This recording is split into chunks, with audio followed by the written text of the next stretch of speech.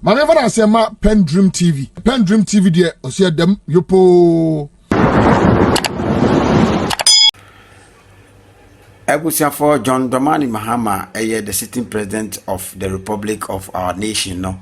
Wako PMO ewo Kenya memo, Nairobi to be precise, and after delivering a speech, ewo bra African Union for share ya moye African Union institutional reform meeting, no.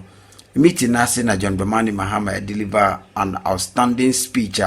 Emma obia ewawo obia chese obia auditorium obia no energy yi na mepese we come ho na ye gotie John Dramani Mahama nenum nsema odi tu dwano bi na nsem no the doors touching on a lot of issues pertaining the development of Africa and then Ghana eka ho enti mepese ko ne gotie no yen kombra. Great pleasure and honor to join you on this august occasion where we gather to interrogate a very important issue, such as the journey of the African Union towards the attainment of its revised objective, the Agenda 2063, having attained the initial aim of our founding fathers, which is liberation from colonial rule. Before I proceed, allow me to extend my heartfelt appreciation to my dear brother His Excellency William Ruto, for the invitation, as well as the warm and cordial reception that has been accorded us since our arrival in this second home of ours, in the beautiful city of Nairobi, a land that embodies the spirit of Africa's resilience and innovation. And I thank the organizers for convening this crucial retreat at such a pivotal time in the journey of our dear African Union. President Ruto, my heart has indeed been gladdened by your honoring my invitation and visiting Accra on the 7th January during my investiture ceremony. Your presence was an expression of the deep friendship between our good selves and our good nations. It underscored the strong, long-standing bond of friendship that has so happily existed between Ghana and Kenya, and I look forward to working closely with you to deepen these relationships for the mutual benefit of our two peoples.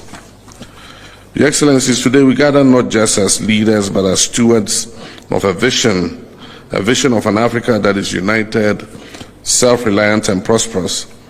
This vision was first articulated by the founders of the Organization of African Unity and later advanced by the establishment of the African Union, and it remains our guiding light and principle. Yet as we stand at the crossroads of opportunity and challenge, we must critically reflect on our progress and recalibrate our strategies to meet the evolving needs of our continent. The reform agenda of the African Union is a bold and necessary initiative aimed at transforming our continental body into a more efficient, financially independent, and effective institution. The African Union, as our collective institution, has achieved remarkable milestones in its journey, and that is from spearheading the African Continental Free Trade Area to advancing peace and security through initiatives such as the African Union Mission in Somalia, AMISOM, and the African Peace and Security Architecture, APSA. The AU has demonstrated its potential as a unifying force. However, the challenges we face today demand more than just incremental progress. They require some bold and transformative reforms. Our continent faces a unique set of challenges: youth unemployment, food insecurity, climate change, governance deficits, and conflicts in many regions. At the same time, we're witnessing global shifts that necessitate a reimagining of Africa's place in the world. The African Union must evolve to become more agile, efficient, and impactful in addressing these new challenges. The AU must streamline its decision-making processes to ensure that they are timely and results-oriented. Bureaucratic inefficiencies undermine the confidence of our citizens and international partners, and overlapping mandates which hinder effective decision-making. By streamlining the AU commissions, clarifying roles, and eliminating redundancies, we can establish a more agile organization that is better equipped to address the evolving needs of our continent. Efficiency must be the guiding principle in how we conduct our affairs, ensuring that our policies and programs translate into real change for our people. We must adopt mechanisms that prioritize accountability, transparency, and value for money, ensuring that every resource is maximized for the benefit of the African people. Your Excellencies, one of the fundamental pillars of reform is AU's financial autonomy. The over-reliance on external partners for funding compromises the organization's independence and ability to set its own agenda. The implementation of the Kigali decision on financing the Union must be expedited. A self-reliant African Union is not just a vision we have, it is an imperative to achieve. Your Excellencies, without peace there can be no development. The AU must strengthen its capacity to prevent, mediate, and resolve conflicts. This includes adequately resourcing the African Standby Force and leveraging partnerships to address emergency threats such as terrorism, cybercrime, and climate-induced displacements. Indeed, this is very important for us, especially in West Africa, considering the challenge we face from terrorism. Africa's future lies in its youth. Over 60% of our population is under the age of 25, and yet their voices are largely absent in policy making. We must institutionalize frameworks that empower our young people and our women to lead at all levels of governance. And I'm happy to report that in the last election, for the first time in Ghana's history, we elected a woman as our vice president.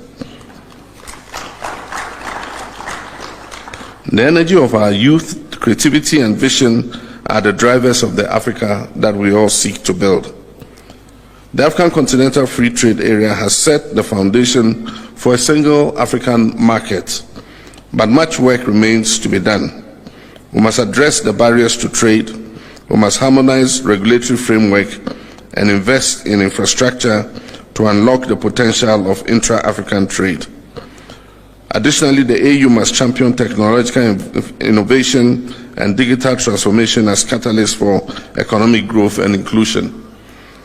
And in this, we wish that the African payment system that allows us to pay seamlessly for goods traded between our countries is expedited so that we can have a system of exchange. Ladies and gentlemen, none of these reforms will succeed without committed leadership at every level of the African Union.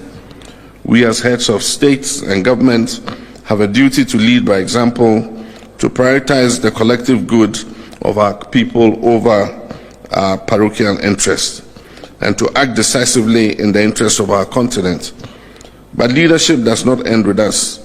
The Union must foster partnerships with civil society, the private sector, and the African diaspora, whose contributions are vital in shaping and implementing reforms.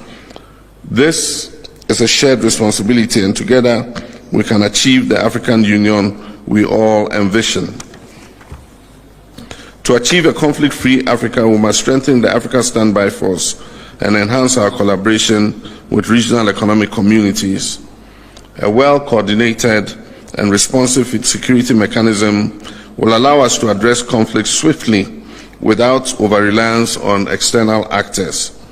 Additionally, good governance, respect for human rights, and the consolidation of democracy must remain at the heart of our efforts to maintain stability and peace across our dear continent. The winds of change are blowing across the African continent, and the world is watching. Let us rise to the occasion not just as participants in history, but as architects of a brighter future. Together we can and will shape a stronger, more resilient, and more united Africa. This retreat presents an opportunity for candid dialogue and bold action. Let us approach our discussions with open minds and a shared commitment to progress. The reforms we champion here are not merely procedural. They are about the future of our people, the realization of Agenda 2063, and Africa's rightful place on the global stage. Let us leave here united in our resolve to build an African Union that truly reflects the aspiration of the African people, a union that is capable of meeting the challenges of today and the opportunities of tomorrow. In closing, I wish to reiterate Ghana's strong commitment to strengthening ties with Kenya and all other African nations in the spirit of Pan-Africanism and mutual progress. The long-standing board of cooperation between Ghana and Kenya continues to flourish, and I'm confident that our collaboration will yield even greater benefits for our two peoples. Together we can build an Africa that is resilient, prosperous, and united in its pursuit of sustainable development and lasting peace. Your Excellencies, ladies and gentlemen, I thank you all for your attention, and I look forward to a fruitful deliberation. Asante sana.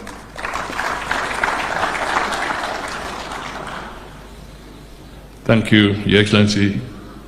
Your Excellencies, ladies and gentlemen, that marks the end of the opening. PENDREAM TV.